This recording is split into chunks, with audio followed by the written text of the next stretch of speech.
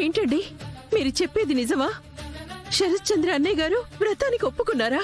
అవును శారదా, ఏ మూడ్లో ఒప్పుకున్నాడో ఏమో నాకు తెలీదు, కానీ మొత్తానికి ఒప్పుకున్నాడు. ఆ అపూర్వ నక్షత్ర వెళ్ళి ఏం మాట్లాడారో ఏమో, చివరికి అతన్ని కన్విన్స్ చేశారు. వాళ్ళు చెప్పారా? అయినా వాళ్ళు చెప్పారంటేనే అన్నయ్య అంత ఈజీగా ఒప్పుకుంటారా? నమ్మాలి శారదా. భూమి గగన్ వ్రతం జరగకపోతే నేను ఇంట్లో ఒక క్షణం కూడా ఉండను, వెళ్ళిపోతాను అని స్పష్టంగా చెప్పేశాను.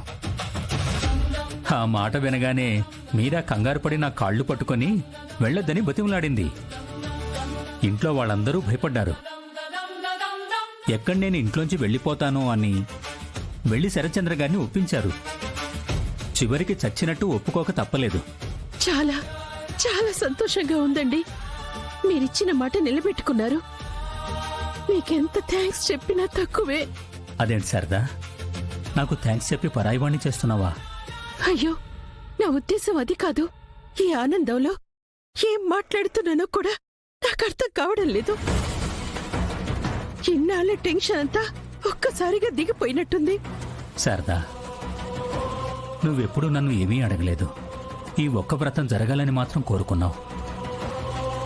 అది కూడా నీకోసం కాదు, మన పిల్లల కోసం, వాళ్ళ జీవితం బావుండాలని. నీకు దూరంగా ఉండొచ్చు శారదా, నేను ఇక్కడ ఉండొచ్చు, కానీ నా మనసు మాత్రం మీ అందరితోనే ఉంటుంది. ఎప్పుడు ఆ ఇంట్లో ఏమవుతుందో, మీరందరూ ఎలా ఉన్నారో, ఇది మాత్రమే నా మనసు ఆలోచిస్తుంది. మనుషులు దూరంగా ఉండొచ్చు శారదా, కానీ మనసులు ఎప్పుడు దూరం కావు. అమ్మా, ఏమైంది? ఎందుకు నా కన్నీళ్ళు? ఏం లేదమ్మా, ఏం లేదు. ఇవి ఆనంద బాష్పాలు. భూమి వాళ్ళ నాన్న వ్రతం చేయటానికి ఒప్పుకున్నారట. నిజంగానమ్మా? అంటే భూమి అన్నయ్యల వ్రతానికి ఏ ఇబ్బంది లేకుండా జరిగిపోతుంది కదా? అవునమ్మా, ఇప్పుడే మీ నాన్న చెప్తున్నారు. ఇదిగో లైన్లో ఉన్నారు.